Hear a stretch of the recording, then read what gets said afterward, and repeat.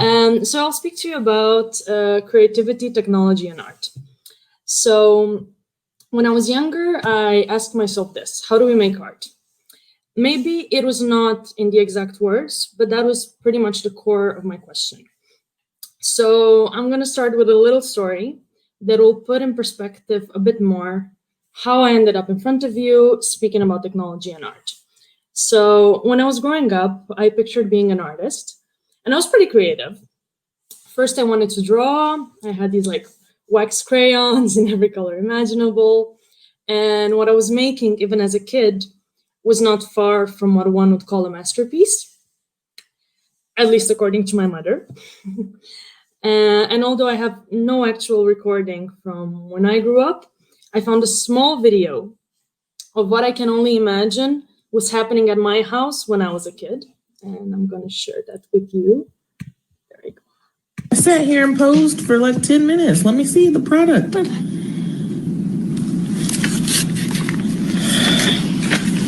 Is that me? No, it's nice. It's so nice. Oh, I've never looked better. Ooh, where were you? Where were you when it was time for senior photos? Okay. And what was Daddy laughing? Daddy don't know what he's doing anyway. That's how you say that's a great drawing in French.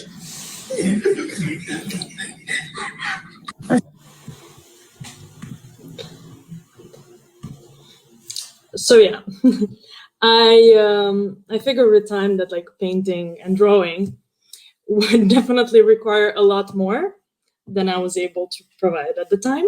So I kind of took this dream of making my own artwork, I put it in a box, and I left it there. A couple of years passed, and my new dream was to become a writer. So I wrote a couple of theater plays in high school. Looking back, I can tell you they were a little dark because high school. And then that dream ended up in a box that I left there. So more years passed and I ended up in an entirely different industry, but I still kept a passion for art and literature. So I read a lot, I did book clubs, I went to see expos with friends, and we'd argue on what was like the meaning of the book, of the artwork, which one was the best. And a lot of the time we just couldn't agree. So my question on how do I make art became different. It wasn't about me creating art anymore.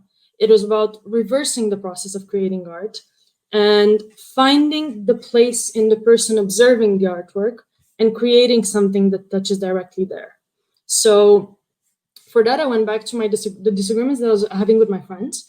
And what I realized is that actually these disagreements made perfect sense, because what we are going to enjoy in paintings, in books, in any form of art is going to be based on our own lives, on what we've experienced, on what we believe, on what all the things that kind of make you. And we figured that maybe with the help of technology, we could do something about that. We could find a way to convert individual lessons into art. So to figure that out, or how to do that, we went to the source of art, which is creativity.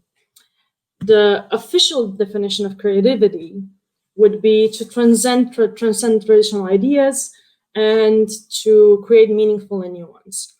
To simplify, it would be to transcend what exists and to make something new. So now things kind of made sense to me in the way in which they hadn't before.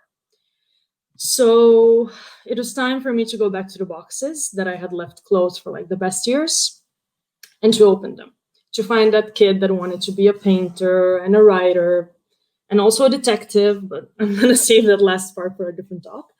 And I used these boxes to create 2 startups. The first one is Smartest. Smartest is an online platform where people can create personalized artwork using artificial intelligence. I built Smartest with my friend and my business partner, Sakina, who's an incredible software engineer, and she's super passionate about AI. And we did that using what we learned about how creativity works. So we basically took our AI through the creative process by showing it thousands and thousands of images so it can learn to create its own based on the parameters that we give it. And you can come tell us what you would like in your artwork, and you can create a one-of-a-kind image that we print on a super high-quality linen canvas, and you can hang it in your house and brag to your friends about making your own art with the help of artificial intelligence.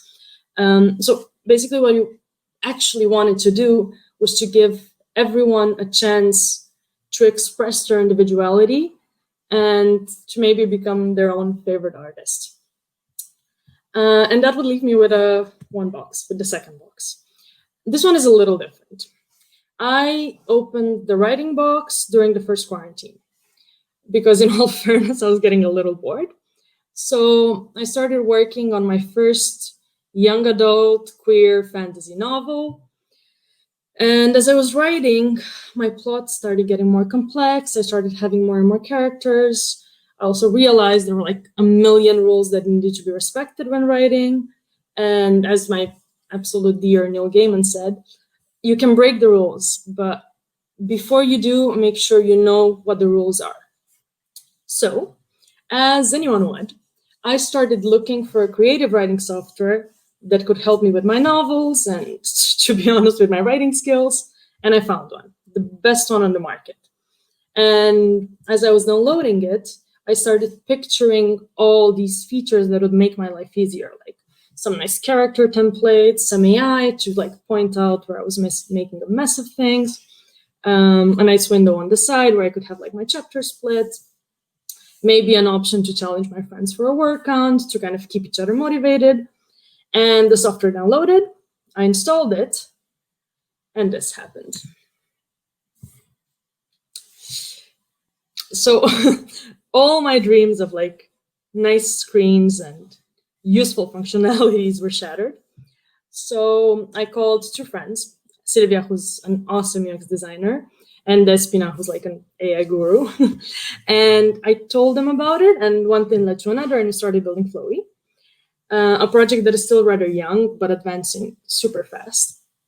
We started by interviewing a lot of writers in order to understand what they needed, and how we can simplify the creative process for them to make it more intuitive, more smart, and let them focus on what they actually love doing, which is the writing itself. Okay, to conclude, I am a firm believer in the power that technology has to revolutionize traditional ways of doing things. And as art and the creative process are so ingrained in our nature and in who we are, then maybe that would be a great place to start. Thank you so much for your time. And if you have any questions, I'm going to do my best to answer. And if you're interested in any of the projects, you have our details here. Thank you.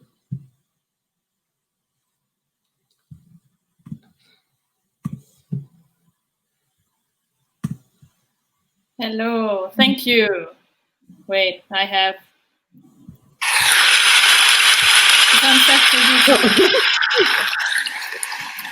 Yeah, I think we needed some warmth tonight. So thank you very much for your talk. I also know some of your associates in the startup. We never actually went to the slide together. Or the ladies of Code World. So I'm checking if there is any question, or if you want to demo or. Actually, I'm not able to make a demo at the moment, but like if anyone is more curious, they can. Okay, sorry, I didn't want. No, I mean it's not. We're working on making the kind of art generator super intuitive. So right now, what we do with our clients, especially on the smartest side, is to have a call with them and to kind of go together to the steps. But if you're curious in terms of things that you could potentially change and like parameters in your painting, there's things like colors, styles. We're working on something very cool using natural language processing. So let's say you got, I don't know, a letter from someone that was very dear to you, or you have a song that you adore. We're kind of trying to convert the text into artwork. So that's kind of a functionality in progress.